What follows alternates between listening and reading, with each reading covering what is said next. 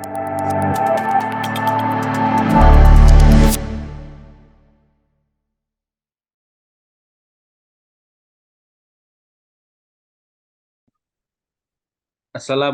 warahmatullahi wabarakatuh. Selamat datang kembali di Netsko Academy Channel. Pada kesempatan kali ini kita akan melanjutkan pembahasan kita mengenai konsep dasar keselamatan dan kesehatan kerja. Di mana video ini merupakan video terakhir yang membahas tentang konsep dasar K3 ini. Nanti setelah video ini kita akan melanjutkan pada materi-materi ahli K3 umum selanjutnya.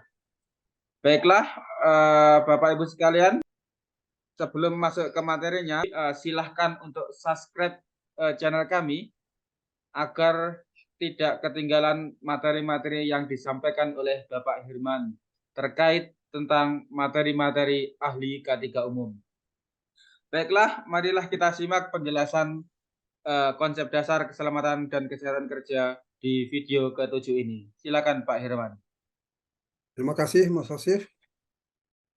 Oke, saudara yang menonton dan mengikuti materi-materi yang kita paparkan.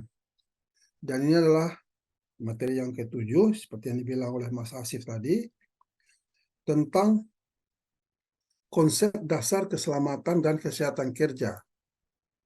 Ya, sudah jelas tujuan utama dari keselamatan kerja di Indonesia untuk menciptakan budaya K3, budaya keselamatan yang dicanangkan dari 5 tahun yang lalu, tapi tidak terlalu banyak progres yang dicapai. Jadi kembali kita ingatkan lagi bahwa safety aspek lebih dari hanya sekedar diri kita gitu. Ya, berarti kita harus melibatkan orang lain dan bertanggung jawab terhadap orang-orang di sekitar kita. Apalagi kalau orang-orang itu bawahan kita di perusahaan. Dan harus terbentuk suatu teamwork untuk terlaksananya safety program dari awal sampai akhir selamat dan sejahtera. Oke. Jadi inilah basic konsep safety program. Ini adalah video terakhir yang totalnya 7. Dan ini penekanan terhadap inspeksi dan observasi, melihat kemungkinan-kemungkinan yang akan menjadi penyebab terjadinya kecelakaan. Oke, jadi materi yang kita bahas, yang telah kita laksanakan adalah kebijakan ketiga. Ya, sudah jadi, sudah terlaksana, dan Undang-Undang 1970 juga sudah terlaksana, dan ini sebagai undang-undang yang paling dominan sebenarnya, cuma banyak orang belum paham penerapannya di tempat kerja. Dan yang sekarang ini adalah konsep dasar K3 atau basic concept safety program yang akan kita bahas selama lebih kurang 20 menit. Dan yang terakhir, jadi bahaya ini yang paling penting harus dikenali dulu. Bagaimana cara mengenali bahaya ini? Ya, kita harus mengenali SOP dari pekerjaan kita. Akan kita kenali nanti risiko dari bahaya tersebut. Mungkin dia risikonya tinggi, sedang, atau rendah. Dan langsung kita terapkan kontrol yang sesuai, yang seperti gambar ini ada 6 jenis kontrol atau pengendalian terhadap risiko bahaya sehingga kecelakaan tidak terjadi. Insya Allah, ya begitu. Oke, jadi program K3L filosofinya adalah kecelakaan ada penyebabnya. Bila penyebabnya dihilangkan, kecelakaan serupa tidak akan terjadi lagi. Apa penyebabnya? Yaitu kontrol yang tidak diterapkan. Ya, 96% kecelakaan disebabkan anomali. Apa itu anomali? Itu unsafe act, tindakan yang tidak aman atau tidak selamat, tindakannya, and kondisi yang tidak selamat, unsafe condition. Ya, ini ini kondisi yang atau tindakan yang tidak aman, tidak selamat yang menyebabkan terjadinya kecelakaan. 96%. Jadi kita tahu sendiri bahwa activity, ya kegiatan, ya itu kegiatan sama dengan pekerjaan.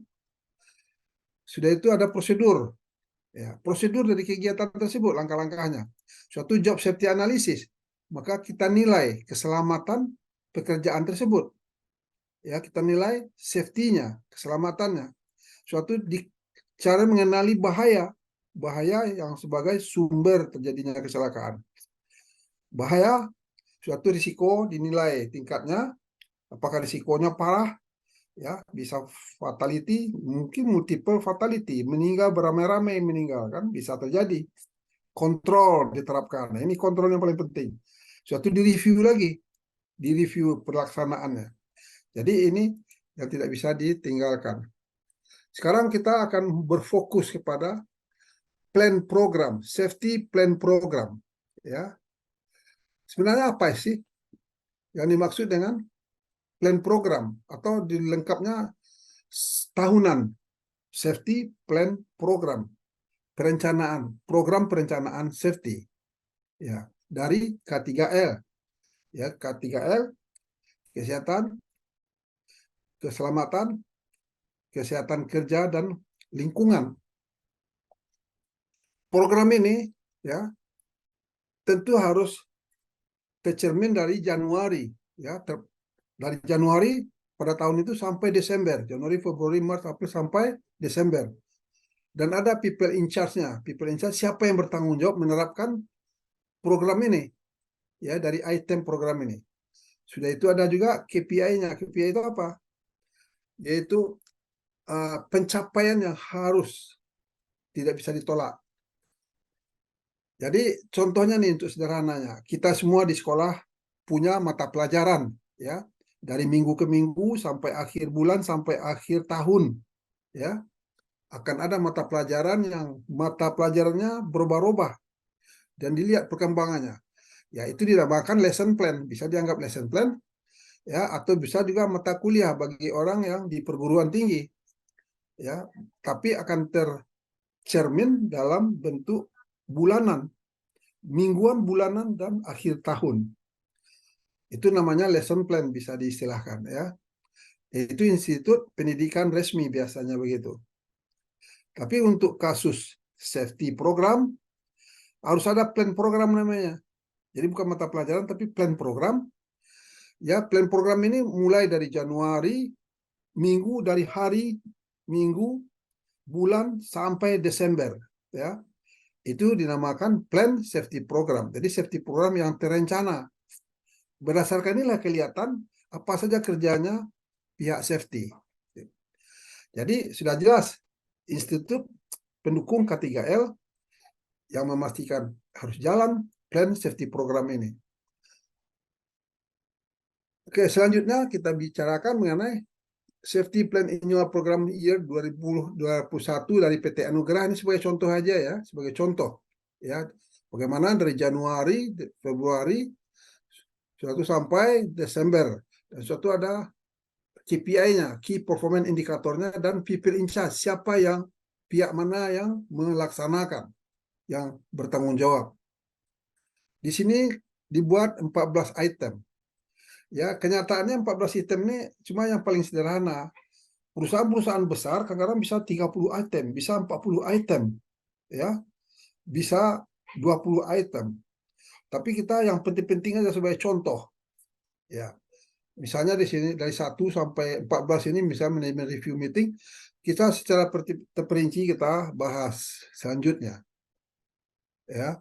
Jadi kalau KPI ini diartikan apa? Key Performance Indicator, sebagai apa namanya, objektif, sasaran yang, sebagai sasaran yang harus dicapai, ya, dalam bentuk prosentase, ya, macam misalnya kalau MA itu manajemen representatif yang bertanggung jawab, yaitu perwakilan orang yang ditunjuk sebagai perwakilan manajemen dalam masalah sistem manajemen, ya. Kalau DH, departemen head, supervisor, safety. Kita lihat di sini safety, bagian safety department yang staff itu, dan selanjutnya ada MR lagi dan chef lagi. Itu yang bertanggung jawab untuk memastikan tiap-tiap item ini berjalan sesuai dengan programnya, sesuai dengan perencanaannya. Ya, jadi people in charge. Jadi di sini dijelaskan lebih jauh ya, KPI itu yaitu Key Performance Indicator untuk sebagai tolak ukur atau untuk sebagai ukurannya ya, Key Performance Indicator apa namanya kinerjanya ya. Suatu people in charge, siapa yang bertanggung jawab, MR tadi seperti yang berjalan ada suatu departemen head, sudah itu ada supervisor, staff safety department ya. Yang bertanggung jawab yang melaksanakan item-item yang berhubungan dengan dia sebagai yang ditetapkan ya. Sudah ini harus disiapkan tanggalnya ya, siapa yang menyiapkan tentu salah seorang staff, sudah itu direview oleh mungkin safety manajernya mereview, maka di-approve oleh direktur. Kalau sudah dibuat dalam bentuk program ini sudah di-approve oleh direktur, ya tidak ada lagi yang tidak melaksanakan gitu. Ini yang dimaksud dengan safety plan program. Lebih jauh kita lihat lebih sederhananya, ya misalnya manajemen review meeting direncanakan dan harus terlaksana 100%. Ya, dan yang bertanggung jawab itu adalah MR. Jadi KPI-nya 100% harus terlaksana dan bertanggung jawab MR. Minimal sekali setahun. Safety Committee P2K3 meeting. Ya, ini bagian yang kita bahas juga nanti nih di video selanjutnya nanti. Ya, ini Safety Committee P2K3 meeting ini ada yang ditetapkan 1 bulan sekali. Kalau ini ditulis 3 bulan sekali. Harus ada Safety Committee P2K3 meeting, panitia pembina keselamatan kerja. Ini paling penting. Ya, jadi ujung tombak keselamatan kerja P2K3 inilah, ya. Tapi masih banyak aja perusahaan tidak punya grup-grup P2K3 meeting ini, P2K3 grup ini. Ya. Dan ini dijadwalkan, direncanakan 4 kali setahun dan 100% harus terlaksana. Kalau tidak bisa pada tanggal ini dilaksanakan, tanggal besok mungkin, atau 3 hari setelah itu mungkin, tapi akan terlaksana 4 kali dalam setahun. Tapi peraturan pemerintah ya, Desnaker itu bisa 1 kali setahun. Suatu departemen safety talk meeting, ya, ini tiap-tiap departemen melaksanakan safety talk meetingnya minimal sekali 1 bulan. 1 bulan, 1 bulan, 1 bulan, tidak ada alasan tidak dilaksanakan, minimal 1 kali 1 bulan. Ya, apa yang dibahas di safety talk meeting ini macam-macam masalahnya.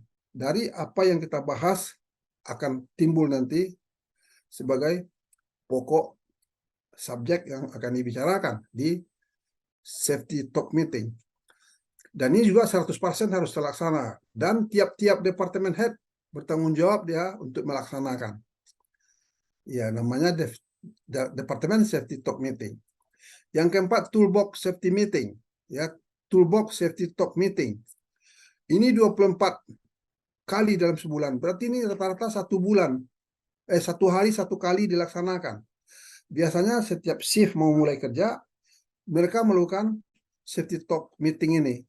Ya, kadang-kadang diistilahkan nih 5 minutes safety talk. Ada juga dibilang tailbox safety meeting. Macam-macam istilahnya, waktunya cuma 5 menit sampai 15 menit. Dan yang penting-penting aja yang dibahas di kelompok-kelompok yang sekitar 20 orang. Dan ini juga kita bahas dengan di video-video selanjutnya lebih terperinci. Dan yang bertanggung jawab di sini melaksanakan adalah supervisor. Dan pencapaian boleh di sini 90%. Ya, objektifnya. Objektifnya 90%. Kenapa? Bisa saja tidak tercapai, tapi lumayan kalau kurang dari 90% berarti itu suatu temuan. Kelima itu fire housekeeping inspection. Ini masalah inspection ini paling penting untuk mengenali bahaya. Minimal sekali sebulan dilaksanakan. Dan yang mengkoordinir orang safety. Tapi siapa yang melaksanakannya bisa berkelompok, bisa 3 orang, 2 orang, tapi sudah ada penunjukan resmi dari perusahaan. Ya, yang melakukan inspeksi untuk fire dan housekeeping. Ya, housekeeping diartikan untuk bahasa Indonesia adalah kerapian dan kebersihan. Ya, kerapian dan kebersihan. Fire dan kebersihan. Jadi 1 kali 1 bulan dilaksanakan oleh pihak safety. Yang keenam, unsafe acts dan unsafe condition inspection.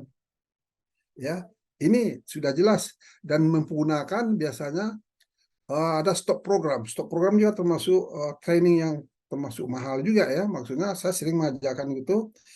Saya mengajarkan dan saya dapatkan dulu tahun 1980 waktu saya di Freeport. Ya mungkin 2 tahun, 3 tahun sebelum itu aja baru diciptakan, dibikin oleh DuPont ya, sistem stok program ini. Dan itu sangat efektif. Ya, dari tahun-tahun terakhir ini masih dilaksanakan oleh perusahaan-perusahaan minyak. Safety Training Observation Program.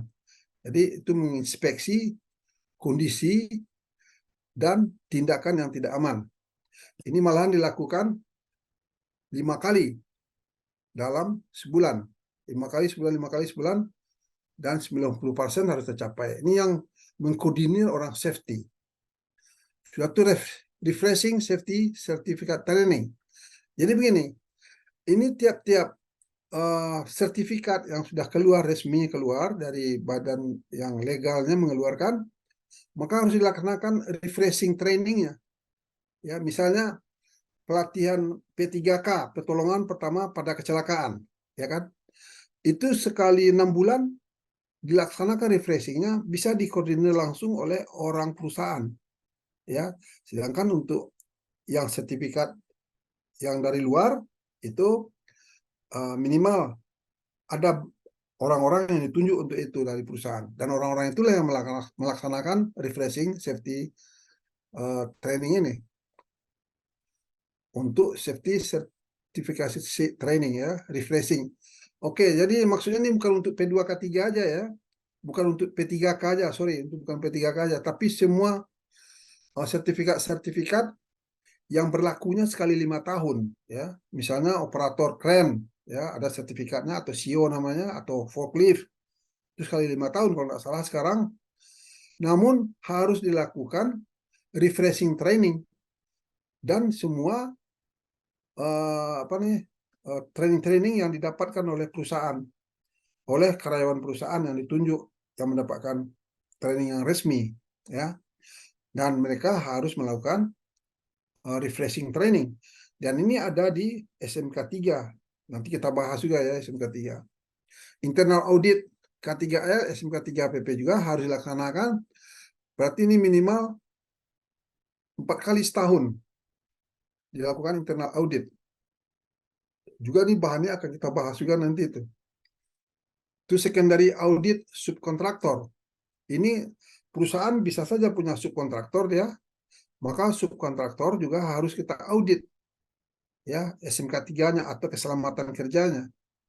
Minimal di audit misalnya, berarti ini 4 kali dalam setahun di audit, dan bertanggung jawab safety, pihak safety yang mengkoordinir. Yang ke-10, PPA dan APD check dan inspection. Jadi PPA atau personal protective equipment atau alat pelindung diri itu juga dilakukan pemeriksaan inspeksinya. Karena macam-macam yang dilakukan ini. Kalau ini kan satu ngecek dan inspection aja, tapi dilaksanakan inspeksinya secara bertahap. Sekarang berarti dalam setahun 4 kali. Ini dipikirkan begitu ya, bisa saja saudara nanti di perusahaannya memilih lebih banyak, lebih sering ya dilakukan. Suatu emergency drill major incident. Ini pelatihan keadaan darurat. Ini banyak betul dilupakan oleh orang ya. Emergency drill ini seperti benar-benar kejadian ya, terjadi insiden, terjadi kebakaran, benar-benar terjadi, semua orang tuh melaksanakan evakuasi lah macam-macam untuk menyelamatkan dirinya masing-masing. Dan juga ada prosedurnya, ada pelatihan-pelatihan yang secara terus-menerus dilaksanakan. Drill ini maksudnya ya, pelatihan, bahasa Indonesianya apa drill ya, berbuat seolah-olah kejadian sebenarnya gitu. Padahal itu tidak ya. Jadi emergency drill ini untuk major incident bisa saja, misalnya gempa bumi, gempa lah istilahnya kan, atau tsunami ya, sudah itu bukan kebakaran atau kecelakaan parah ya dari gedung atau dari tempat kerja itu, di daerah kerja, maka dilakukan emergency drillnya ya, minimal di sini berarti 2 kali setahun dilakukan. Atau bisa juga sekali setahun, tergantung dari keputusan. Yang penting dokumen ini, ya, plan program ini ditandatangani oleh direktur, sehingga orang tidak bisa macam-macam, tidak mematuhinya gitu. Suatu reviewing all dokumen, semua dokumen-dokumen ini, ya, ini harus di review minimal sekali setahun. Ya, ini ditetapkan misalnya bulan berapa ini, mungkin bulan Oktober, November, Desember, Januari, ya mungkin bulan sekitar satu kali aja dalam setahun, tapi harus 100% harus dilaksanakan, dan bertanggung jawab itu MR. MR yaitu manajer yang bertanggung jawab terhadap sistem manajemen di perusahaan. Jadi review bukan berarti review kalau masih relevan dengan perkembangan zaman, tidak perlu direvisi. Tapi kalau mau direvisi juga ada prosedurnya. Ya, prosedurnya itu di dokumen-dokumen. Nanti kita bahas banyak di apa namanya, di SMK 3. Ini refreshing training, ya, yang tadi yang kita juga harus laksanakan refreshingnya, penyegaran, pelatihan penyegaran. So, tidak tiap hari dan tidak tiap bulan orang mendapat kecelakaan. Jadi perlu diadakan refreshing training bagi orang-orang yang sudah punya sertifikat, karena supaya segar, ya, supaya segar ingatannya untuk bisa membantu saat dibutuhkan. Dan ini harus dilaksanakan 2 kali setahun 100. Misalnya fish aidernya orang yang sudah sertifikat first aid ini atau P3K, pertolongan pertama pada kecelakaan, dia sudah dapat sertifikat resmi dan dia harus melakukan refreshing training di perusahaannya, ya, dan sesuai dengan jadwal 2 kali setahun, penyegaran istilahnya. Ini ada di SMK 3, nanti kita bahas agak selanjutnya. Masuk firefighting refreshing training juga, kan seolah benar-benar terjadi, maka dilaksanakan minimal 2 kali, ya, untuk perusahaan seolah benar-benar terjadi. Oke, itulah yang dimaksud dengan plan program. Manajemen review meeting harus dilaksanakan 1 kali bulan November dan 100.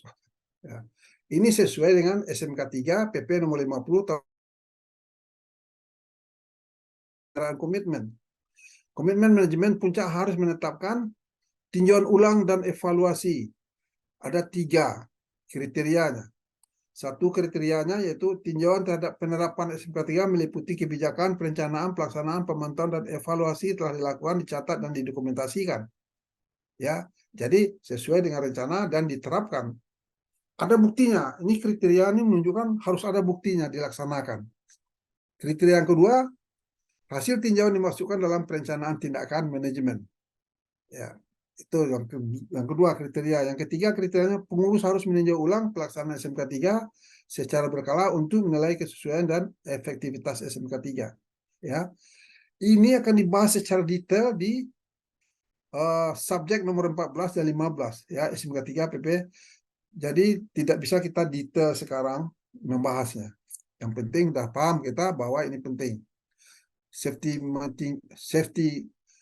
Committee P2K3 meeting ini juga, ya, ini sesuai dengan undang-undang maksud saya SMK 3, Sistem Manajemen K3 PP nomor 50 tahun 2012 elemen 1, ya, yaitu elemen 1 dan subelemen 1 dan dengan kriteria 3 kriterianya. Jadi perusahaan mengkomunikasikan kebijakan ketiga kepada seluruh karyawan, tamu, kontraktor, pelanggan, dan pemasok dengan tata cara yang tepat. Ya, ini juga melalui P2K3, ya, P2K3 yaitu adalah kelompok atau panitia pembina keselamatan kerja di perusahaan. Ya, ini orangnya, dan ini ada peraturan 04 Menteri 1987, ya, P2K3 untuk memastikan, ya. Jadi karena ini akan dibahas juga secara serius di SMK 3, akan dibahas sesuai schedule yang kita rencanakan. Berikutnya SMK 3 PP nomor 50 tahun 2012 selanjutnya, ya. Ini juga adalah peraturan perundang-undangan perusahaan lain di bidang ketiga terdapat prosedur yang terdokumentasi terdokumentasi untuk mengidentifikasi, memperoleh, melihat, dan memahami peraturan perundang-undangan. Jadi mengenali bahaya itu bisa melalui undang-undang dan peraturan K3, yaitu untuk seluruh tenaga kerja di perusahaan. Jadi melalui safety talk, ya safety talk yang direncanakan juga. Yang kedua, kriterianya penanggung jawab untuk melihat dan mendistribusikan informasi terbaru. Jadi ini juga akan dibahas secara detail pada saatnya nanti di SMK 3 PP nomor 50 tahun 2012. So, kriteria dari SMK 3 ini 166. Kita cuma baru berapa kali kita bahas di sini. Ya, toolbox safety talk meeting. Ini ya ini sesuai dengan SMK 3 juga.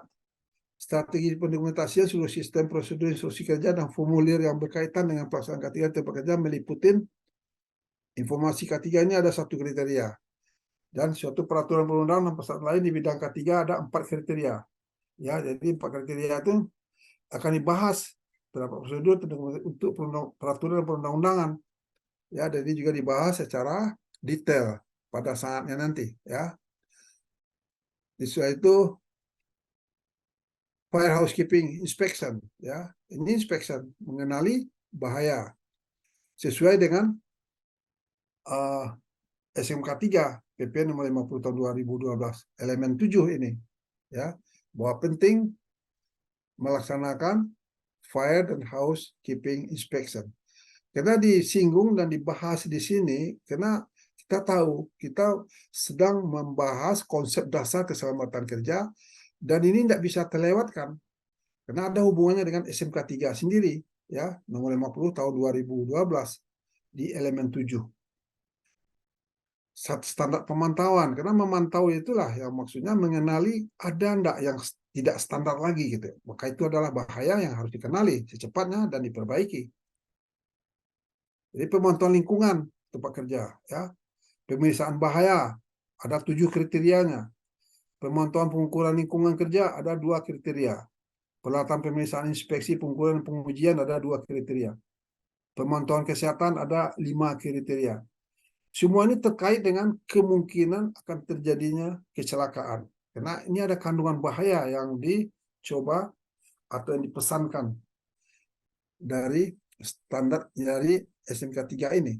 Dan ini akan dibahas juga secara detail di saatnya nanti, ya, pada video-video berikut. Hazard identification, risk assessment, dan kontrol ini ya sebagai dasar dari keselamatan, konsep dasar dari keselamatan dan kesehatan kerja. Kita tidak akan pernah melupakan. Jadi di SMK 3 sudah dijelaskan betapa pentingnya, ya, mengenali bahaya, menilai tingkat risiko, dan menerapkan kontrol. Jadi kayak di SMK 3 ini dibilang lagi di elemen 7, pemeriksaan bahaya. Itu bahaya, memeriksa bahaya itu kan yang paling penting kan itu, mengenali, memeriksa bahaya. Ada 3 kriteria. Pemeriksaan inspeksi terhadap tempat kerja dan cara kerja dilaksanakan secara teratur. Ini tujuannya itu mengenali bahaya, tidak ada yang lain. Itu maka disinggung di sini. Itu pemeriksaan inspeksi dilaksanakan oleh petugas yang berkompeten dan berwenang. Jadi sudah bersertifikat dia, telah memperoleh pelatihan. Dan pemeriksaan inspeksi mencari masukan dari tenaga kerja yang melakukan tugas di tempat yang diperiksa. Dan ini juga dibahas di SMK 3. Karena yang disampaikan ini adalah untuk penunjang pengetahuan kita tentang konsep dasar keselamatan dan kesehatan kerja. Tidak bisa terlewatkan. Ya, misalnya SMK 3 PP 50 tahun 2012 elemen 7 ini lagi kan ada kriteria yang keempat nih. Harus ada daftar periksa, checklist. Tempat kita telah disusun digunakan pada saat pemeriksaan data inspeksi. Jadi ini materi-materi ini ya akan dibahas secara detail dan ada contoh-contohnya pada materi yang di SMK 3 di SMK 3 PP 50 ini di judul apa yang ke-14 dari 20 elemen yang akan kita selesaikan dalam waktu yang cukup panjang. Oke. Kembali lagi ini untuk mempertegas kenali bahaya. Nih, kita ulang lagi. Karena bagaimanapun kita belum lepas dari konsep dasar keselamatan kerja. Ya, berulang-ulang harus disampaikan agar orang sadar betul. Ya, bahaya ini ada bermacam-macam bentuknya. Ada fisikal atau kinetik, ya, ancaman terhadap tubuh, terhadap apapun. Bahaya listrik, bahaya panas, bahaya chemical atau bahaya kimia, bahaya biologi, binatang-binatang kecil atau apa. Satu bahaya ergonomis, ketidakharmonisan terjadi di tempat kerja. Dan ini adalah hazard identification, bahaya yang harus kita kenali. Suatu dinilai tingkat risikonya. Ya, ini tingkat risiko nih. Hampir pasti sering mungkin dan sudah tingkat keparahannya. Dan ini juga dibahas khusus di materi selanjutnya nanti, ini GSA.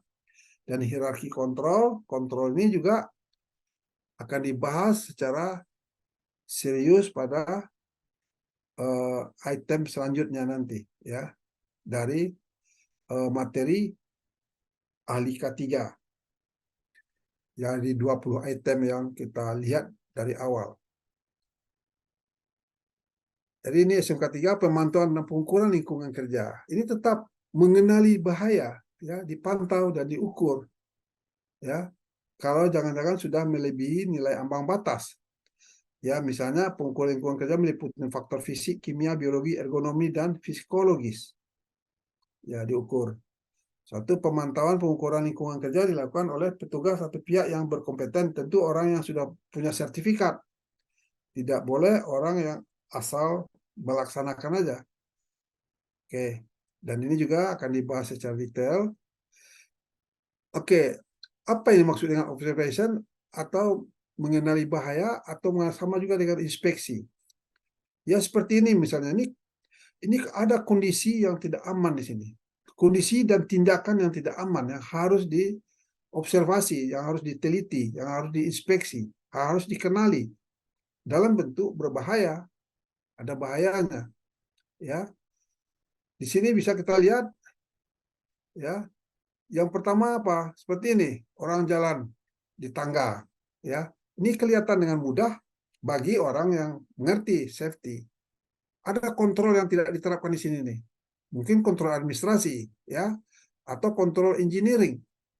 Ya, kontrol engineering itu berupa handrail, pegangan tangan, ya. Karena dia dibikin tidak sembarangan, ada hitung-hitungannya. Sudah itu kontrol administrasi apa? Mungkin tidak ada apa sini rambu-rambu mengatakan, ya, hati-hati turun tangga. Ini itu sudah terbukti. Dan ini lagi, ya, apa yang dilakukan orang ini? Dan ini lagi, apa yang dilakukan orang ini? Ini mengenali bahaya. Kecelakaan belum terjadi ini, tapi bahaya sudah kelihatan. Sudah mengancam akan terjadinya suatu kecelakaan yang akan merugikan. Ya, kayak orangnya turun, tidak melalui prosedur. Ada yang kurang di sini. Ya, macam ini, tangga yang sudah, alat yang sudah tidak memenuhi syarat dipakai.